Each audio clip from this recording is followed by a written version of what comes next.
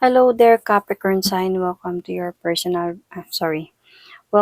monthly reading. This readings for the month of May for Capricorn, Sun, Moon, Rising, Venus. Capricorn, hindi lahat ng Capricorn maka-resonate sa reading na to. So, takes what resonates and leave the rest. Cross-watchers, pwedeng kayo to at hindi sila Capricorn. So, put yourself in a situation kung saan man kayo naka-resonate. So, Capricorn, if hindi kayo naka-resonate sa reading na to, please to check your other placements, your sun, your moon, your rising, your Venus sign, dahil pwedeng doon kayo maka-resonate at hindi to, especially your moon sign. So, if hindi kayo naka-resonate at all, kahit napanood ninyo na yung moon sign ninyo, rising sign ninyo, Venus sign ninyo, then hindi to para sa inyo, okay? So, Capricorn, situation. Bubunot muna tayo ng situation. For the month of May, love reading for Capricorn. Capricorn, month of May, love reading. What is your situation right now, Capricorn? What is your situation right now? Trash. Discarding, throwing out. Oh, Capricorn, parang galit ka. Parang I sense the energy of angriness. Pain siguro. Tingnan muna natin. Ano yung situation ng person mo? Cricket, silence, non-action. So, kaya din siguro nagalit ka, Capricorn, kasi wala siyang ginagawa, wala siyang sinasabi, baka ginose ka nito. So, ano yung gusto niyang sabihin sa'yo?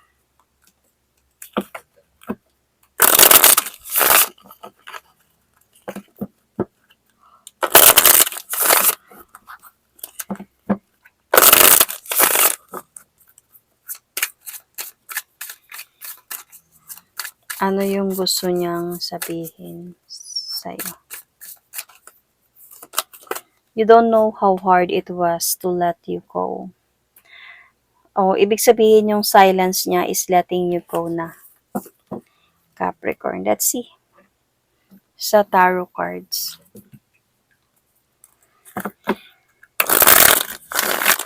Capricorn, Sun, Moon, Rising, Venus.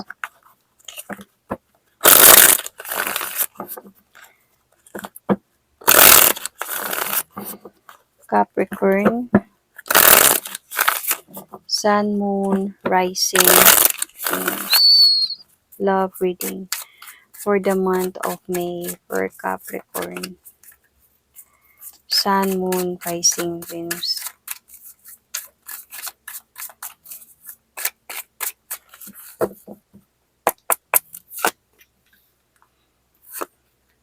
Oh, how can I heal sa broken heart?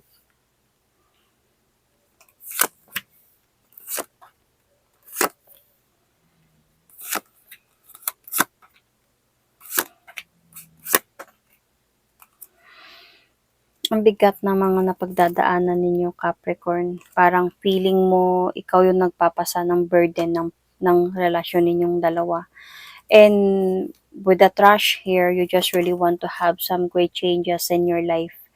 So, kasi na-stress ka na ata dito, nami-miss mo siya, gusto mo siyang kausap, pero wala kang magawa kasi nga, might be this person block you, ghosted you. And ito pa naman talaga yung ayaw ng mga Capricorn. Yung tatahimik ka na lang. Kung gusto mo, kung ayaw mo na, sabihin mo, magsalita ka, hindi yung tumatahimik ka na lang. So, at this present, Capricorn, I think that you are waiting. You are waiting for this person. And hindi ka na nagiging masaya sa mga nangyayari.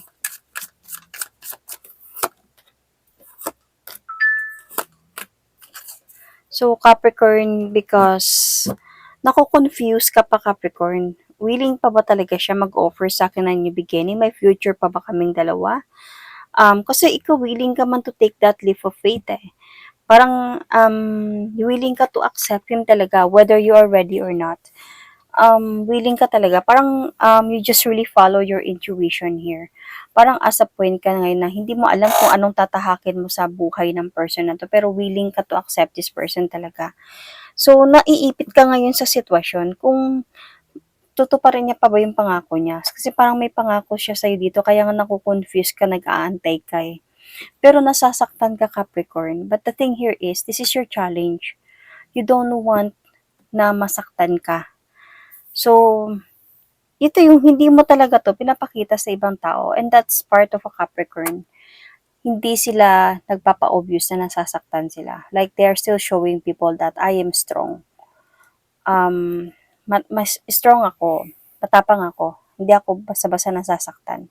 So, even if siguro nasa point ka na you are throwing this person away out of your life, discarding this person, tinapon mo na siya, bahala na siya sa buhay niya, pero nasasaktan ka. And ito yung challenge sa'yo, ayaw mong masaktan, pero nasasaktan ka. So, in the distant past kasi, Capricorn, sa distant past pa lang, meron na pala talaga ditong like confusions or trapness sa relationship ninyo. Let's clarify this.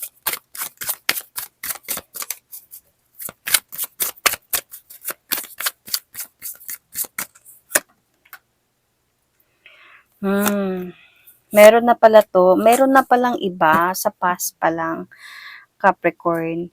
I think hindi lang to basta someone else. Kasi dito pa lang sa sinasabi niya, you don't know how hard it was to let you go. So, bakit siya magle-let go even it's hard for him or her? Because ang meron siguro sa kanya dito, Capricorn, is might be family commitment, something, marriage or what. Pero, totoong, minahal ka talaga niya. Minahal ka niya. And siguro feeling ko, Capricorn, no, tinulak mo to palayo sa'yo eh. Ayaw mo noon. Kasi distant past to eh. Pero, parang pinilit niyang ilapit yung sarili niya sa'yo hanggang nahulog ka talaga sa kanya. So, naglakas loob talaga to siya dito na kahit siguro sa point na alam mo na may ganito, is natatanggap mo siya dahil minahal mo siya. Dahil sa siya din naman, pilit niyang tinutulak yung sarili niya sa'yo. Kaya nangyari to. And in the recent past, umalis ka na nga dito, Capricorn, eh. Dinahan-dahan mo to, Capricorn. Na umalis.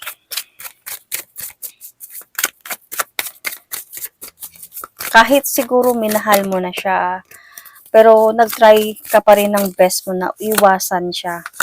Tuldukan tong mga tong dapat na tuldukan to end this cycle na, to have some changes. Siguro in the recent past, dumating din sa point na you are not accepting this person's offer. But then, ang problema kasi dito, Capricorn, you really love this person. So kaya kahit na nasa point nga at this present, 'di ba? Na dumating sa point na might be you're not talking right now kasi may silence, may non-action or something. Parang nagalit ka dito dahil sa iniiwasan na kita noon. Ayaw ko nga, 'di ba? Tapos ngayon nahulog na talaga ako ng sobra sa'yo. Ngayon mo ginawa sa akin 'to. Parang gano'n yung sitwasyon. Kasi nakikita ko talaga na pinupush niya yung sarili niya sa'yo. Na dahil nga mahal ka niya. Tapos ngayon, siguro nagkagulo din sa kanila, sa part nila, bigla siyang nag-silence. And dito ito yung ramdam ko yung galit mo sa'yo dito. Sobra kang nasaktan. Kaya, nag-aantay ka pa din. Ayaw mo man mangyari yun, pero part sa nararamdaman mo, nag-aantay pa din ako. At nasasaktan ako ngayon. Pero ayaw ko mangyari to. Kasi expect mo na to na mangyayari, Capricorn. So, the best outcome here is, siguro best outcome na din yung dapat magpakalalaki yung person mo or magpaka-matured pa, whether tomboy man to or lalaki man to. Magpaka-matured siya, naharapin ka to tell kung bakit niya ginawa yun.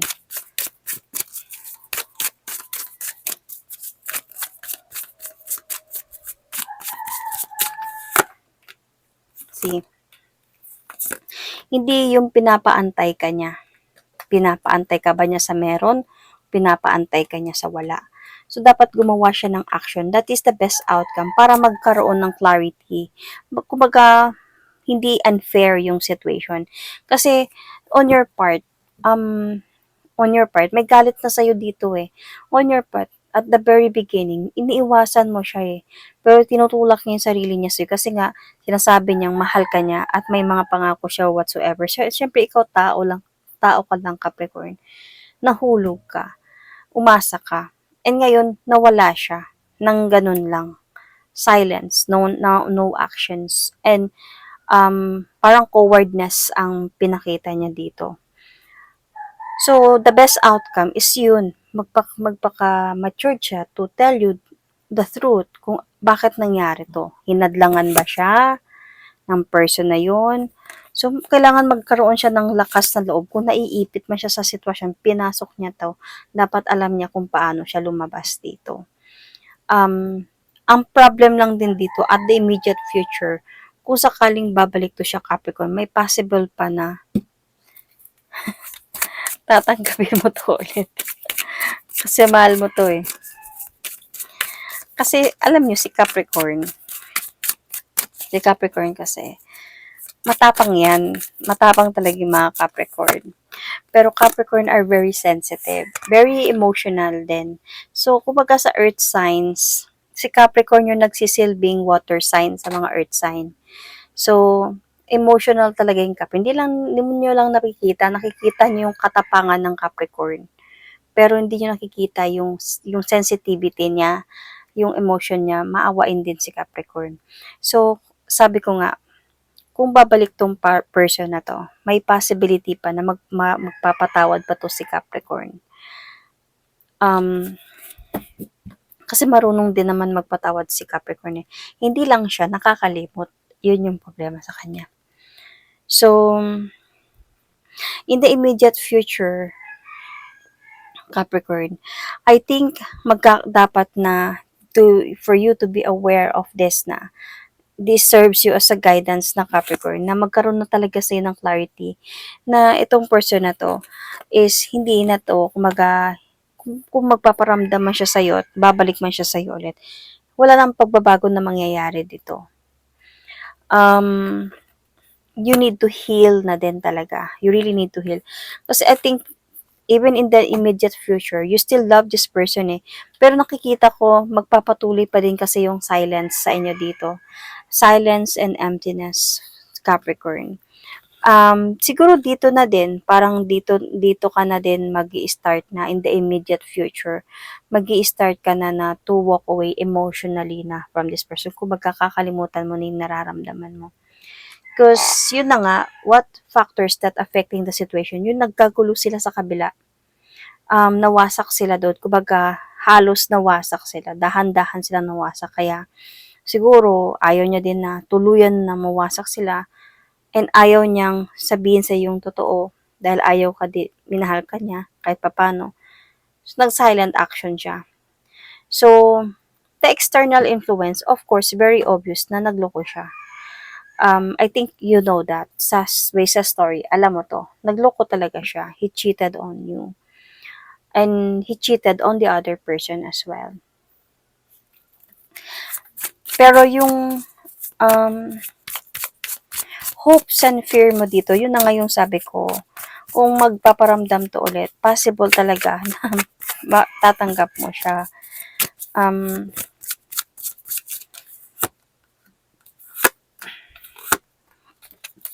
But then, meron ka din ditong fear, like baka nagpatuloy na siya doon, inayos niya na yun doon, or mas mahal niya yun kaysa sa'yo.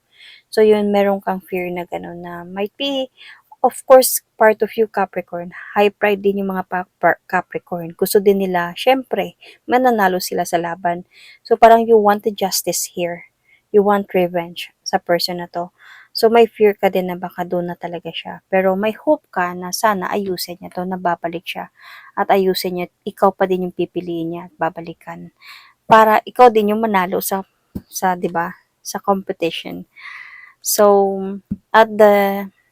but then, Dahil nga ito yung sinabi niya sa'yo is, you don't know how hard it was to let you go, but he did let you go already. So, kaya nga nandito galit ka. You're throwing this person away na. Tinapon mo na siya. Kasi feeling ko, even in the near future or for the outcome of this person will going to, kumbaga, guard himself na. Kumbaga, hindi, kahit anong hanap mo sa kanya, hindi mo na siya mahanap dahil ayaw niya nang magpahanap. Parang ganun. So, hindi mo na siya makukontak dahil may biblinak ka na sa lahat ng social media. And sadyang parang sa kanya, ganun na lang yun. Like parang silence na lang hanggang sa maka-move on na lang kayo pareho. Kahit sabihin natin na hindi ganun kadali para sa kanya, pero mas pinili niya pa din yung isa sa kabila dahil ayaw niyang mawasak sila. See? At mag-focus na lang talaga siya sa pagpatuloy doon, pagbabalikan doon, pag-aayos doon, and yung relationship ninyo is wala na, tapos na, officially, matatapos na to. And in the future, mag-heal ka naman natin, Capricorn. Kasi feeling ko in the future, may mas malalaman ka pa. May mga karagdagang information pa talaga dito about your person na magpapatulak sa'yo na mag-move on. Mag-move on na.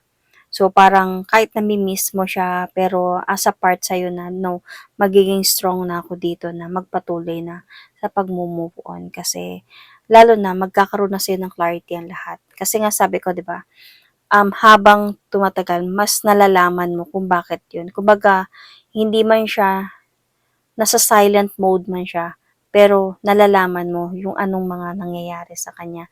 Might be through friends, something like that. So, alam mo, and yun yung nagpapapush sa'yo to move forward na and never look back from this. So anyway, Capricorn, you might be dealing here with Cancer, Scorpio, Pisces. I can see here Gemini, Scorpio sign, Libra, Gemini, Aquarius. You might have Cancer, Scorpio, Pisces in your chart. I can see here also Aquarius, Pisces, Sagittarius, Pisces, mostly talaga. Pwedeng a little part of the fire signs. Aries is also here. Libra is also here. So, Sun, Moon, Rising, Venus. So, Capricorn, that is my reading for you. Thank you. For the month of May, love reading. Thank you and God